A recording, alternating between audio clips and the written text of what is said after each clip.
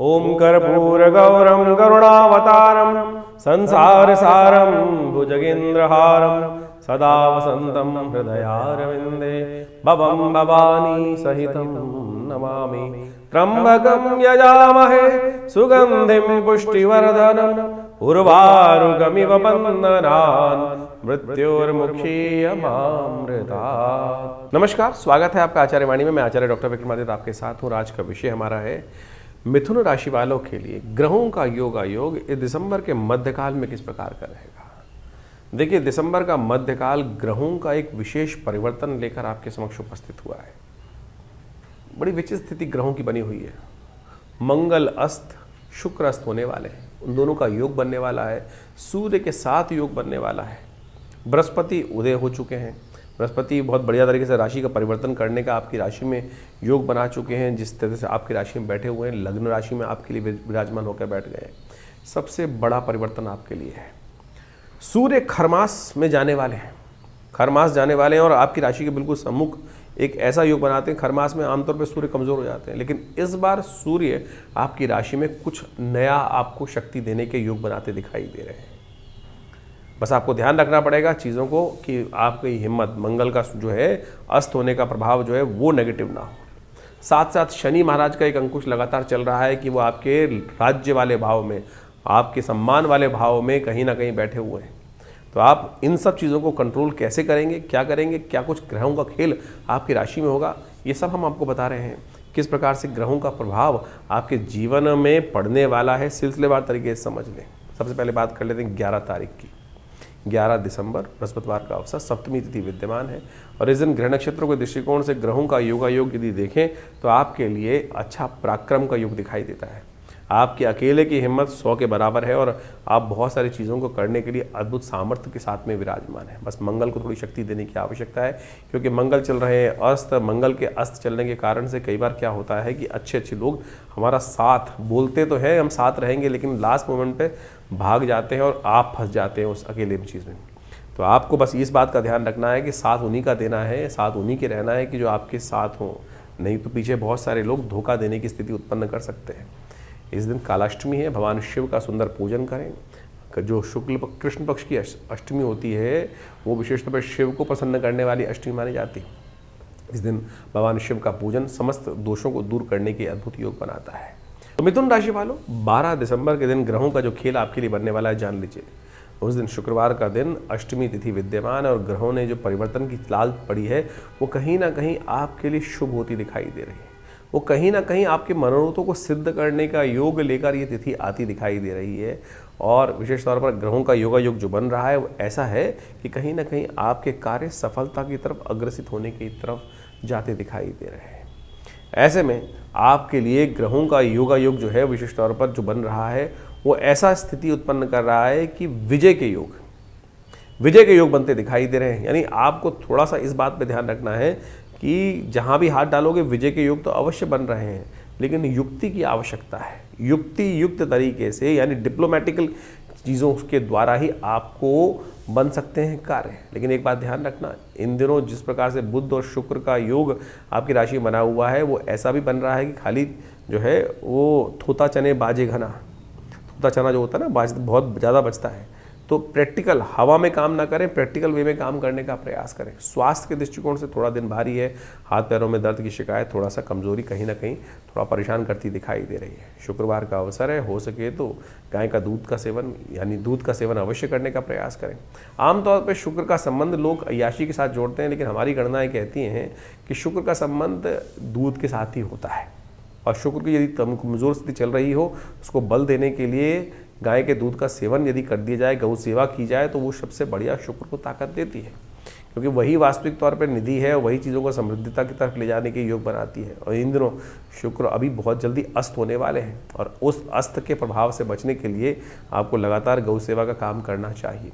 13 तारीख का दिन शनिवार का अवसर है, 9वीं तिथि विद्यमान है और इस दिन ग्रह नक्षत्रों के दृष्टिकोण से जो योग आपके लिए बनते दिखाई दे रहे हैं वो आपकी राशि के दृष्टिकोण से थोड़ा सा स्वास्थ्य का ध्यान रखते हुए कार्य करने की ज़रूरत है। थोड़ा दिन खर्चीला साबित हो सकता है। जो कार्यों को पूर्ण करने के लिए काम की तरफ अग्रसित होंगे वो उम्मीद से ज़्यादा थोड़े खर्चीले साबित हो सकते हैं। कार्य को सिद्धि का योग बन रहा है, लेकिन अननेसेसरी के खर्चे बढ़ाने वाली स्थिति आपकी राशि में बढ़ती दिखाई दे रही है। यानी हम गए थे 10 रुपये लेकर, हमको 12 रुपये खर्च करके आना पड़ा, ऐसी स्थिति आपकी राशि में बनती हुई दिखाई दे रही है। शनिवार, इन दिनों शनि महाराज बड़ा विशेष योग बना के बैठे हुए हैं आपके लिए और बहुत तेज गति से आगे चलने की स्थिति में आ गए हैं, लेकिन उस सफलता में कहीं ना कहीं बार बार रोड़े उत्पन्न करने के योग देते दिखाई दे रहे हैं। अभी 2 दिन बाद एक विशेष योग बनने वाला है। उस दिन यदि शनि का उपाय आपने कर लिया तो वो बिल्कुल आपके लिए कम से कम काफ़ी लंबे समय तक शनि को ठीक करने की योग बना देगा। इस दिन कम से कम आपकी राशि के दृष्टिकोण से आपको एक काम करना चाहिए। हनुमान जी के मंदिर में जाकर हनुमान जी को पीपल के पत्तों की माला अर्पित करना शनि को मनाने का बहुत अच्छा उपाय आपके लिए विद्यमान है। हो सके तो शनि स्तोत्र का पाठ भी करें, कल्याण होगा आपकी राशि के दृष्टिकोण से। 14 तारीख रविवार का अवसर, 10वीं तिथि इस दिन विद्यमान है। ग्रह नक्षत्रों की जो दिशा है वो परिवर्तन की तरफ जा रही है। शुक्र महाराज इस दिन अस्त होने की तरफ जा रहे हैं और इस शुक्र का अस्त होना कहीं ना कहीं आपकी राशि के दृष्टिकोण से बने बनाए काम को कहीं ना कहीं एकदम झटका पड़ने की स्थिति उत्पन्न हो सकती है। जो एकदम स्थितियाँ हो सकती हैं पलटने की तरफ जा सकती हैं। मंगल अस्त, शुक्र अस्त और सूर्य बहुत जल्दी परिवर्तन का योग बनाते दिखाई दे रहे हैं। ये कहीं ना कहीं इस प्रकार का योग आपकी राशि में जो बनकर तैयार है कि जो है आज आदमी ने कुछ और कहा था, कल कुछ और कर दिया। यानी बिल्कुल जो चीज़ें सामने आपके सामने घटी हैं वो कहीं ना कहीं ऐसी हो सकती हैं, ज़मीन आसमान का फ़र्क आपके दिन में दिखाई देने के योग बनते दिखाई दे रहे हैं। ऐसे में नए कार्यों में हाथ ना डालें, बिल्कुल सावधानी के साथ बैठ के रहें, ध्यान रखने का प्रयास करें। दोपहर के बाद जो शाम के बाद परिवर्तन की योग अच्छे बनते दिखाई दे रहे हैं वो कहीं ना कहीं लाभ की तरफ आपको ले जाने की तरफ अग्रसर देने के योग बना सकते हैं। सूर्य का उपाय अवश्य करें इस दिन, क्योंकि सूर्य आपके कमज़ोर चल रहे हैं इन दिनों। सूर्य के निमित्त भगवान रविवार का दिवस है, गायत्री का जप करना, यज्ञ करना। और ये इन दिनों आपकी राशि के दृष्टिकोण से एक बात और है, यज्ञ करना, भगवान का पूजन करना, गायत्री का यज्ञ करना आपके लिए बहुत शुद्ध रूप से लाभ के योग बना सकते हैं। करें या करवाएं, यह आपके लिए बहुत कल्याणकारी योग बनेगा। वैसे रविवार को विवेकानंद योगाश्रम में सब लोग सामूहिक तौर पे यज्ञ में शामिल हो सकते हैं। सुबह 8 बजे से लेकर 12 बजे तक, 11 बजे तक ये कार्यक्रम चलता है। आप सादर आमंत्रित हैं। विवेकानंद योगाश्रम में गायत्री के यज्ञ में अवश्य पधारें। 15 तारीख का दिन सोमवार का अवसर, एकादशी तिथि है। सफला एकादशी का सुंदर योग बन रहा है इस दिन और इसी दिन सूर्य भी परिवर्तन की तरफ जा रहे हैं, लेकिन पुण्य अगले दिन रहेगा। संक्रांति का खरमास आरंभ होने को है। राशियों के दृष्टिकोण से यदि हम बात करें तो मिथुन राशि वालों के लिए ग्रहों का ये परिवर्तन जो आ रहा है बहुत ही महत्वपूर्ण परिवर्तन बनने की तरफ जा, धन योग बनकर तैयार हो गया है आपकी राशि में। और ये धन योग जो है आपकी राशि के दृष्टिकोण से यदि हम बात करें तो कैसा बन रहा है, ये आपके अपने प्रयासों से, आपके अपने परिवार के लोगों की तरफ से, आपके अपने मेहनत से चीज़ें आपको लाभ देने के योग बना सकती हैं। बृहस्पति लग्न में, चंद्रमा बिल्कुल सम्मुख होकर विराजमान है इस समय उस आपकी राशि के योग में, जो विजय का योग बना के दिखाई दे रहा है। आपकी बुद्धि के बल से आपको धन का लाभ होने के योग बनते दिखाई दे रहे हैं। बृहस्पति से दृष्ट होकर चंद्रमा पंचम भाव में जिस प्रकार से योग बना रहा है, ये आपकी बुद्धि बल से कहीं ना कहीं लाभ की स्थिति आपके समक्ष उत्पन्न कर सकते हैं। इसलिए अपनी बुद्धि को कमज़ोर मत समझना। कई बार क्या होता है, हम लोग अपने आप को इन्फीरियर समझ के बैठ जाते हैं। अरे मेरी बुद्धि तो सही काम करती नहीं। अरे ये बुद्धि ही है जो आपको लाभ देने के योग बनाने वाली है इस दिन। खासतौर पर इन 2-3 दिनों में अपनी बुद्धि का पूर्ण उपयोग करते हुए कार्य करने का प्रयास करें। सफला एकादशी है इस दिन। शनि महाराज आपके बहुत खराब चल रहे हैं। शनि महाराज हर मामले में कहीं ना कहीं अपनी टांग अड़ाने को बैठे हुए हैं। सफला एकादशी के दिन क्या होता है, वैसे हम जो भोगते हैं ना, कष्ट भोगें चाहे सुख भोगें, अपने कर्मानुसार ही भोगते हैं। पद्म पुराण के अंदर एक कथा आई है कि एक राजा का पुत्र था और वो विशेष तौर पर कुछ गलत कार्य करता था। राजा ने उसको अपनी जायदाद से अलग कर दिया, भटकता रहा इधर उधर। कथा में भी समझाएंगे आपको। लेकिन अपने दुष्प्रभाव को दूर करने के लिए उसने एक उपाय किया। और शनि इन दिनों आपकी राशि के दृष्टिकोण से आपको, आपके सम्मान को कहीं ना कहीं ठेस लगाने का लगातार कार्य करता दिखाई दे रहा है। तो ऐसे में शनि का उपाय ये आप भी करने का प्रयास कर लीजिए। इस दिन विशेष तौर पर पीपल के पेड़ का पूजन करें। सोमवार का अवसर है, पीपल के पेड़ के पास जाएं और थोड़ा से उनके पत्र इकट्ठे कर बीज इकट्ठे करके वहाँ बैठकर भगवान का षोडशोपचार पूजन कर लें। और ये सत्य माने, ये उपाय यदि आपने कर लिया है तो ये पद्म पुराण के अंदर उपस्थित है भाव। शनि को ठीक करने के लिए सबसे श्रेष्ठ उपाय आपके लिए हम बता रहे हैं। इस दिन व्रत करें, भगवान का ओम नमो भगवते वासुदेवाय इस मंत्र का जप करें और पूरा विवरण भी समझ लीजिए। पौष मास में की कृष्ण पक्ष की एकादशी जो आती है उसको सफला एकादशी के नाम से जाना जाता है और ये कृष्णा एकादशी सफला एकादशी के रूप में जिसका नाम है ये बहुत महत्वपूर्ण है। और समझें ये बेसिकली क्या है, इस कॉन्सेप्ट क्या, कहानियाँ कहीं ना कहीं मिलती हैं शास्त्र के दृष्टिकोण से। उस कहानी को यदि हम समझें, पद्म पुराण के में एक आख्यान मिलता है। पद्म पुराण के अनुसार से कहा जाता है कि प्राचीन काल में चंपावत नाम का एक क्षेत्र था और चंपावत क्षेत्र के अंदर एक बहुत प्रख्यात राजा था। उसकी जो संतान थी वो कुछ गलत मार्ग पे चली गई। गलत मार्ग पे चली गई तो गलत मार्ग पे जाने के गलत नतीजे होते हैं, सब कुछ ऐश्वर्य इत्यादि सब समाप्त हो गया। लेकिन देव योग से कहीं ना कहीं कुछ अच्छा कार्य किया होगा कभी ना कभी, क्योंकि उसी के कारण से उस परिवार में उस व्यक्ति को जन्म लेने का अवसर मिला। तो कहा जाता है उसने देव योग से इस सफला एकादशी के दिन एक पीपल के पेड़ के पास जाकर उसके फल एकत्र कर कर एक कोटर में रख दिए। खा नहीं पाया लेकिन रख दिए उठा के कहीं, और इसी से भगवान विष्णु की प्रसन्नता प्राप्त हुई और भगवान विष्णु की कृपा से उसके समस्त कष्ट दूर होने के योग बने। पीपल में साक्षात भगवान विष्णु का वास होता है और कहा जाता है कि पीपल के पूजन करने से भगवान विष्णु की कृपा से जो क्या होता है कि आपके बहुत सारे कष्ट, शनि इत्यादि के बहुत सारे कष्ट दूर हो जाते हैं। जिन लोगों की ढैया चल रही है, शनि का नेगेटिव प्रभाव चल रहा है, इस दिन अवश्य पीपल का पूजन करने का प्रयास करें। पीपल का सब पूरा षोडशोपचार पूजन, उनकी प्रदक्षिणा, उनके समक्ष जाकर जो भी होता है केला इत्यादि समर्पित करने का प्रयास करें। जिस प्रकार से भी पूजन बैठ के पूजन करें, थोड़ी देर उनकी छाया में बैठ के पूजन करने का प्रयास करें, आरती उतारने का प्रयास करें, ओम नमो नारायणाय इस मंत्र का स्मरण करने का प्रयास करें। कैसी भी शनि की ढैया, कैसे भी शनि का प्रभाव चल रहा है, उससे इस दिन ये पूजा करने से भगवान विष्णु की कृपा भी प्राप्त होगी, महालक्ष्मी का आशीर्वाद भी मिलेगा और बड़े से बड़ा जो जीवन का किया हुआ दुष्कर्म है वो विशेष तौर पर कट जाता है। छोटा सा प्रयास करने का प्रयास कीजिए ना। जितने ये देखिए, ये टेस्टिमनीज हैं, जो उपनिषद की कथाएं हैं, पुराणों की कथाएं हैं, वो विशेष तौर पे उस राजा की कथा यदि आप समझ लें तो क्या है कि उसने केवल इतना ही तो किया कि जो पीपल के पेड़ के नीचे जो फल इत्यादि होते हैं उनको एकत्र कर कर एक जगह कोटर में इकट्ठा कर दिया। तो मुझे लगता है कि आपको भी यदि इसी भाव से उस कोटर में जाकर उस फलों को एकत्र कर कर उनको वहीं प्रसाद रूप में थोड़ा सा भक्षण भी कर लें। पीपल का जो वृक्ष का जो फल है वो विशेष तौर पर आप मान के चले कि ये बहुत अद्भुत शक्ति संपन्न माना जाता है, बहुत सारे कष्टों को निवारण करने का योग बनाता है। शनि के तमाम प्रभावों को दूर करने के लिए, नेगेटिव प्रभावों को दूर करने के लिए तो ये अद्भुत है। तो इस दिन विशेष तौर पर क्या करना है, पीपल के पेड़ के पास जाके बैठना है, थोड़ी देर वहाँ उनका आरती उतारी पूजन करें, ओम नमो नारायणाय का स्तवन करते हुए प्रदक्षिणा करें और एक अपनी हाइट के बराबर का धागा ले लीजिए और उसको वहीं पर वहाँ प्रदक्षिणा करके 7 प्रदक्षिणा करके उस पीपल के डोर में बांध दीजिए पीपल के साथ साथ। और साथ साथ एक तिल का तेल होता है उसका दीपक लेकर वहीं प्रज्वलित कर दीजिए। ओम नमो भगवते वासुदेवाय, ओम नमो नारायणाय इसका स्तवन करें तो देखिएगा भगवान की कृपा से आपके बहुत सारे कष्टों को ठीक करने के लिए, जो भी दोष जीवन में लगे हैं कर्म के अनुसार से, उससे निवृत्त होने के लिए भगवान की कृपा से कष्ट दूर होने का ये योग बनेगा। छोटा सा प्रयोग, शास्त्रोक्त है, लगता बहुत छोटा है लेकिन आप सत्य माने जो प्रभाव पद्म पुराण में लिखा है वही कथा हमने आपके समक्ष उपस्थित करी है।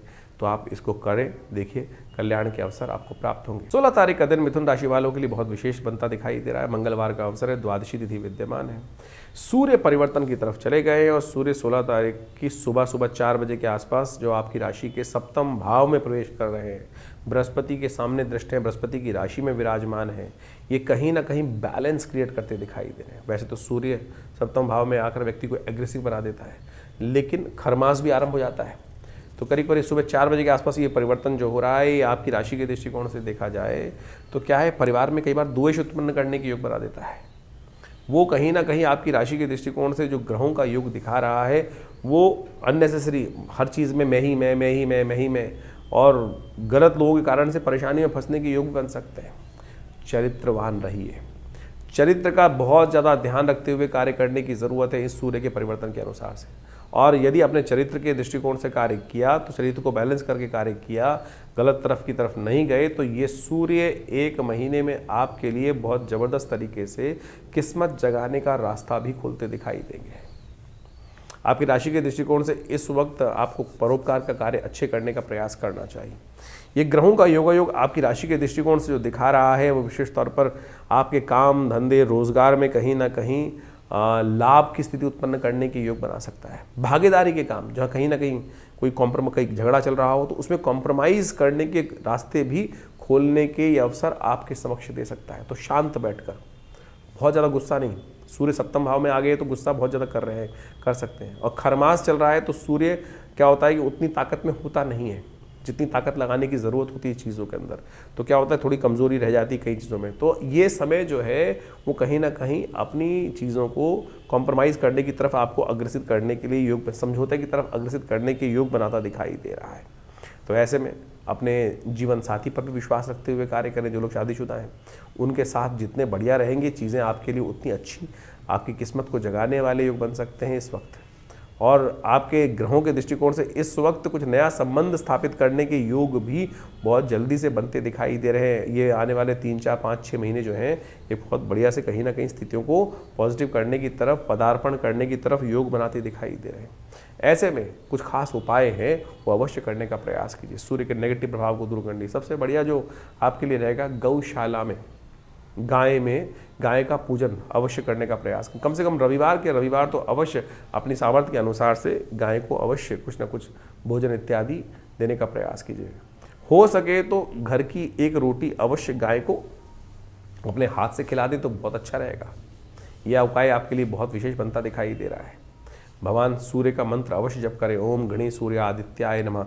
इस मंत्र का जप करना आपके लिए बहुत सारे कष्टों को निवारण करने के योग अवश्य बनाने की स्थिति उत्पन्न कर सकता है। घर वाले जितने प्रसन्न आपके लिए, खासतौर पर गुस्से में न रहे, घर वालों को जितना प्रसन्न रखेंगे उतनी किस्मत साथ देने के लिए अवश्य योग बनाएगी आपके लिए। तो धनु संक्रांति जो है वो विशेष तौर पर होने को तैयार है और एक खर मास माना जाता है। इस बार 15 दिसंबर की रात्रि में करीब 28 यानी सुबह 4 बजे, यानी आप मान के चलें 16 तारीख को सुबह 4 बजे सूर्य परिवर्तन की तरफ जा रहे हैं। संक्रांति सुबह 4 बजे होने के कारण से, रात्रि में सूर्यास्त होने के बाद से होने के कारण से इसका जो पुण्य है वो 16 तारीख को ही माना जाएगा। खरमास आरंभ हो रहा है और खरमास में क्या होता है कि सूर्य की गति थोड़ी कम हो जाती है। और ये सूर्य की गति, सूर्य ऊर्जा के मालिक माने जाते हैं, सूर्य ऊर्जा के मालिक माने जाते हैं, संसार को चलाने वाले माने जाते हैं। और जो मीन राशि में और धनु राशि में जब सूर्य आते हैं, बृहस्पति की राशि में है, तो कहीं ना कहीं सूर्य की गति को कहीं ना कहीं कम होने के योग बन जाते हैं। लेकिन ऐसे में इस बार जो है वो सूर्य की गति कम नहीं करने देंगे बृहस्पति, क्योंकि बृहस्पति बिल्कुल सम्मुख बैठे हुए हैं सूर्य के, और वो बृहस्पति जो है उनका प्रभाव पूरी तरह से सूर्य पे पड़ता दिखाई दे रहा है। तो ऐसे में आपको अपनी एनर्जी कम नहीं दिखाई देगी, थोड़ी सी एंजाइटी ज़्यादा रहेगी, तो थोड़ा द्वंद्व से फंसते बदलाव करें, इस बात का ध्यान रखें। बिल्कुल कि सूर्य के बिल्कुल सम्मुख बृहस्पति महाराज अपनी राशि पर पूर्ण दृष्टि डालते दिखाई दे रहे हैं। तो ये खर नेगेटिव नहीं है, खर मास जो है ये पॉजिटिव ही बनता दिखाई दे रहा है। ऐसे में थोड़ा सा नित्यपति उपाय भगवान सूर्य का अवश्य करने का प्रयास करें। सबसे बड़ा उपाय हमने आपकी राशि के दृष्टिकोण से तो उपाय बताया ही है, लेकिन एक बात और ध्यान रखें, थोड़ी देर भगवान सूर्य का दर्शन अवश्य करें। हो सके तो एक तांबे के लोटे में थोड़ा जल लेकर और उसमें एक पीला पुष्प और साथ में थोड़ी सी रोली, लाल रंग की रोली जो मिलती है उसको डाल लीजिए और भगवान सूर्य का दर्शन करते हुए ओम अहे सूर्य सहस्त्रांशो तेजो राशि जगतपदे अनुकंपाय माम भक्ता गणर्गम दिवाकरम भास्कराय नमः दिवाकराय नमः सूर्याय नमः, इन्हीं मंत्रों के द्वारा आप भगवान सूर्य को नित्यपति अर्घ देने का प्रयास करें। और ऐसे में कहा जाता है कि धनु की जो संक्रांति होती है उस समय में गर्म कंबल का दान, कपड़ों का दान, चप्पल का दान, जूते का दान, तिल का दान, गुड़ का दान यदि ब्राह्मणों को किया जाए, जरूरतमंद लोगों को किया जाए, तो भगवान सूर्य के जितने भी कमज़ोर स्थिति ज्योतिष में बनी हुई है उन सबको ठीक करने की स्थिति बहुत बढ़िया उत्पन्न हो जाती है। तो ये छोटे छोटे उपाय हैं, इनको अवश्य करने का प्रयास कीजिए। देखिए परिवर्तन की स्थिति अवश्य आपके लिए, सूर्य जो है इस बार हमने कहा नेगेटिव नहीं है, पॉजिटिव बनकर आ रहे हैं। तो इनका प्रभाव यदि मिल जाए, क्योंकि बृहस्पति की राशि में है, बृहस्पति से दृष्ट है, तो ऐसे में ये उपाय जो हमने आपको कहे हैं छोटे हैं लेकिन बिल्कुल बहुत बढ़िया लाभ आपको देने के योग बनाने वाले हैं। तो 17 दिसंबर को मिथुन राशि वालों के लिए ग्रहों का योग क्या बन रहा है जान लीजिए। बुधवार का अवसर, त्रयोदशी तिथि विद्यमान है, ग्रहों ने परिवर्तन की तरफ राह चली और आगे परिवर्तन के दृष्टिकोण से देखा जाए तो समय जो है थोड़ा हल्का दिखाई देता है। सुबह थोड़ी ठीक दिखाई दे रही, लेकिन जैसे जैसे आगे बढ़ेगा समय तो उसमें कहीं ना कहीं थोड़ा से अननेसेसरी खर्चे आप पे ज़्यादा पड़ने के योग दिखाई देते हैं। स्वास्थ्य का भी ध्यान रखने की विशेष ज़रूरत दिखाई देती है। मौसम बदल रहा है और कई बार क्या होता है कि हमारी जो एनर्जी लेवल होती है, हम बात नहीं सुनते लोगों की, और नहीं सही समय पर सही एडवाइस ना सुनने के कारण से दिन आप पर, बड़े लोगों की बात को अनदेखा करने के कारण से, जिन लोगों से आपका प्रेम है उनकी बातों को अनदेखा करने के कारण से दिन आप पर भारी पड़ता दिखाई दे रहा है। खर्चे बढ़ने की ज़्यादा योग बनते दिखाई दे रहे हैं। ऐसे में विशेष तौर पर अपने मन को साधते हुए काम करने का प्रयास करें। प्रदोष है इस दिन, बुद्धि का साथ सही समय पर मिल जाए। देखिए बुद्धि का ही खेल सारा होता है, तो ऐसे में बुद्धि का साथ सही मिल जाए तो हो सके तो एक काम करें, हरी चीज़ों का दान करने का प्रयास करें। स्वास्थ्य के लिए दूर्वा भगवान शंकर को अर्पित करें। शाम के समय जब सूर्य अस्त हो जाए तो उस समय में अस्त में जाकर कहीं दूर्वा अंकुर ले जाकर ओम नमः शिवाय का पाठ करते हुए भगवान शंकर पर अर्पित करने का प्रयास करें। आपके ग्रहों को ठीक करने के सपोर्ट करने में रास्ता बनेगा। 18 तारीख का दिन बृहस्पतिवार का अवसर है। चतुर्दशी तिथि विद्यमान है। मासिक शिवरात्रि का सुंदर योग बन रहा है और ग्रह नक्षत्रों के दृष्टिकोण से थोड़े खर्चे अधिक होने के योग आपकी राशि में इन दिनों बनते दिखाई दे रहे हैं। अननेसेसरी अपनी पोजीशन को बनाने के लिए आपको ऐसे योग बनते दिखाई देंगे कि क्या होता है कि थोता चने बाजे घना होता है ना, कि हम हैं कम स्थिति में और हमको अपने आप को ज़्यादा दिखाना पड़ता है। कई बार हर चीज़ में हम ही हम ऐसा दिखाने के लिए कहीं ना कहीं वो अपने इंप्रेशन को अननेसेसरी बनाने के चक्कर में थोड़ा दिन हम पर भारी पड़ता दिखाई दे रहा है। ऐसे योग आपकी राशि में बनते दिखाई दे रहे हैं। तो ऐसे में समय का सदुपयोग करने का आपको प्रयास करना चाहिए। फालतू के कामों में टाइम नहीं बर्बाद करने का प्रयास करना चाहिए। सुबह सुबह भगवान का ध्यान करें, हो सके तो अपने माथे पर विशेष तौर पर एक काम करें, पिता का सम्मान, बड़ों का सम्मान अवश्य करें। हल्दी का टीका लगाना आपके लिए बड़ा अच्छा होगा। हल्दी के जल से स्नान करना भी इस समय बृहस्पति को ताकत देने के लिए बड़ा अच्छा उपाय आपके लिए है। हमने पहले ये बताया है, क्योंकि बृहस्पति आपकी राशि में लग्न में चल रहे हैं इन दिनों। बृहस्पति को जितनी ताकत दोगे उतना अच्छा रहेगा। गुरुओं का जितना सम्मान करोगे उतना अच्छा रहेगा। विद्वान लोगों का जितना सहारा लोगे उतना अच्छा रहेगा। और विद्वानों का सहारे से आपके कार्य संपादित होने के योग बनते दिखाई दे रहे हैं। 19 तारीख का दिन शुक्रवार का अवसर है। अमावस्या तिथि पूरे दिन सूर्योदय से लेकर शाम तक विद्यमान रहने वाली है। अगले दिन भी विद्यमान रहने वाली है।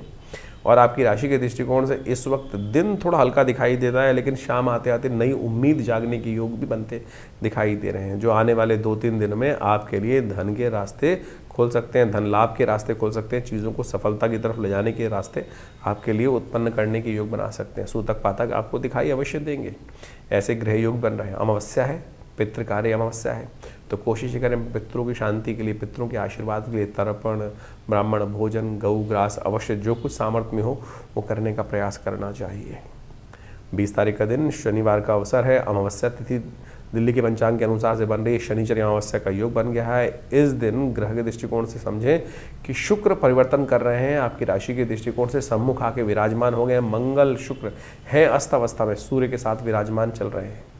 तो छोटी छोटी बातों में एकदम एग्रेशन हो सकता है, लेकिन जो है वो गलत लोगों की संगत भी परेशान कर सकती है। और ये शुक्र मंगल का योग काफ़ी दिन लंबा चलने वाला है, ध्यान रखना भैया। ये दिसंबर का समय चल रहा है, परिवर्तन का समय है, बहुत ज़्यादा पार्टियों का समय है और बेकार के लोग, गलत लोग कहीं ना कहीं गलत चाल चलाकर आपके लिए कुछ ना कुछ कष्ट उत्पन्न करने के योग दे सकते हैं। शनि को मनाना इन दिनों बहुत ज़रूरी है आपकी राशि के दृष्टिकोण से, क्योंकि शनि कहीं ना कहीं कलंक लगाने की तरफ अग्रसर करते दिखाई दे रहे हैं। गलत लोगों की संगत गलत चीज़ों में कहीं ना कहीं आपको परेशान करने की योग बना सकती है। झगड़ों में ना फंसना, ग्रहों का योग इन दिनों बेकार के झगड़ों में आपको डालने के योग बना सकता है। जहाँ झगड़ा हो उस रास्ते जाओ मत, तो आपके लिए अच्छा रहेगा। हो सके तो हनुमान चालीसा का पाठ नित्यपति करें, वो आपके लिए कल्याणकारी रहेगा। तो इस प्रकार से आपने राशियों का जो प्रभाव समझा, उसके अनुसार से आपके दिनों पर दिन किस प्रकार से ग्रहों की चाल रहेगी, उसके अनुसार से अपने जीवन के कार्यों को हमें करने का प्रयास करना चाहिए। ज्योतिष एक प्रत्यक्ष विज्ञान है। ज्योतिष के अनुसार से इस बात को हमको अच्छे समझ लेना चाहिए कि जो प्रभाव है वो विशेष तौर पर कहीं ना कहीं वो छाया पड़ रही है, वो सूर्य परिवर्तन की तरफ जा रहा है। जैसे बड़ा परिवर्तन होता है ना, जैसे गर्मी, सर्दी, बरसात, ये सब प्रभाव होता है तो प्रकृति पर इसके अनुकूल से प्रभाव पड़ते हैं। अब व्यक्ति विशेष के ऊपर से किस प्रकार का प्रभाव पड़ने के योग बनने हैं, वो विशेष तौर पर समझने की आवश्यकता है। जैसे क्षेत्र के अंदर बारिश हो रही है, उस क्षेत्र में हज़ारों लोग रहते हैं, करोड़ों लोग रहते हैं, लाखों लोग रहते हैं, उनके अपने अपने प्रभाव हैं। किसी के लिए वो वृष्टि अच्छी है, किसी के लिए वो सर्दी अच्छी है, किसी के लिए वही सर्दी रोग कारक हो जाती है। तो ये सारा का सारा बाइफिकेशन जो है वो राशियों के अनुसार से हम समझ सकते हैं, अपनी इंडिविजुअल जन्मपत्री के अनुसार से। जितना इसको सूक्ष्म करते जाएंगे ज्योतिष को, उतना ज़्यादा ज्योतिष की गणनाओं का प्रत्यक्ष चमत्कार हमको अपने जीवन में देखने को मिल सकता है। तो इसलिए बहुत सारे लोगों के प्रश्न लगातार हमारे व्हाट्सएप पे भी आते रहते हैं, और बहुत सारे लोग व्हाट्सएप पे वैसे भी भेजते रहते हैं कि हमारे जन्मपत्री के अनुसार से क्या कुछ जानना है। देखिए, जन्मपत्री को वृहद वर्णन करना परम आवश्यक है। देखिए, ऐसा कई बार क्या होता है कि हम सब लोग नेगेटिव चले जाते हैं ज्योतिष के अनुसार से। हमारे जीवन में हमें पता चला कि कुछ कष्ट के योग हैं, तो हम कहते हैं फिर ये बायस है, गलत है, कुछ ना कुछ। लेकिन देखिए, सब कुछ कर्म के हाथ में है। कर्म प्रधान विश्व रच रखा। जैसे आपके जीवन में जो भोग बन रहे हैं, जो कुछ योग आपके समक्ष आ रहे हैं, वो सब कर्म का ही प्रभाव है। शुभ कर्म करेंगे तो शुभ फल आएगा, और अशुभ करेंगे तो अशुभ का योग बनेगा। तो इसी प्रकार से आपके जीवन में यदि कोई ग्रहों का अशुभ प्रभाव बनकर आ रहा है, तो उसको ठीक करने के लिए सही कर्म, सही दिशा पकड़ना ही वास्तविक तौर पर सही कर्म करना है। तो उसके अनुसार से हमारे किए हुए जो दुष्कर्म है वो कहीं ना कहीं शुभ में परिवर्तन करने का योग बना लेते हैं। इसलिए भयावह चिंता ना करें। बहुत सारे लोग चिंता में फंस जाते हैं, किसी कुंडली में कुछ अशुभ योग आ गया, कोई केमुद्रम योग आ गया, कोई मांगलिक योग आ गया। तो पहले तो मांगलिक योग का ये समझ लें कि नेगेटिव योग है ही नहीं भाई। बहुत सारे लोग जबरदस्ती डरने का प्रयास करते हैं। कुछ लोग ज्योतिष के दृष्टिकोण से पितृदोष पितृदोष पितृदोष का हंगामा मचा देते हैं। अरे ज्योतिष में कहीं ज्योतिष का विषय पितृदोष है ही नहीं। अध्यात्म का विषय भी पितृदोष नहीं है। ज्योतिष की गणनाओं को देखकर, चार्ट को देखकर कोई ये कहे कि आपकी कुंडली में पितृदोष का योग स्थिति है, तो बिल्कुल नहीं पता चल सकता।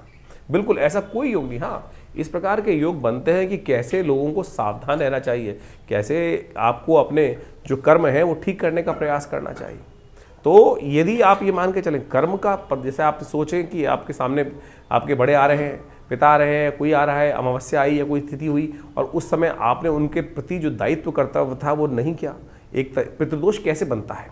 आप मान के चलें आपने किसी बुजुर्ग व्यक्ति को कुछ उल्टा सीधा कह दिया और उसके मन से कुछ परेशानी हुई, तो आप समझें ये ऋण आप पे चढ़ गया, कर्म का दोष आपके जीवन में हो गया। और यही वास्तविक तौर पर जो कुछ दोष हैं वो बनते हैं। और ये कुंडली के अनुसार से बोलना कि भाई आपकी कुंडली में तो पितृदोष का योग बना हुआ है, तो ये बिल्कुल गलत है, फालतू की बात है।